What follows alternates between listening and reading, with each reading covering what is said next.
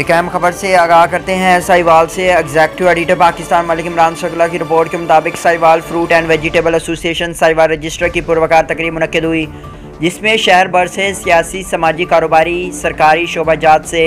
मुतल्लिक लोगों की तकरीब में शिरकत, जिसमें सरपरस्त आला शेख रशीद अहमद साकिब, चेयरमैन अशरफ बिहार, चेयरमैन गुलाम मुस्तफ़ा भोला,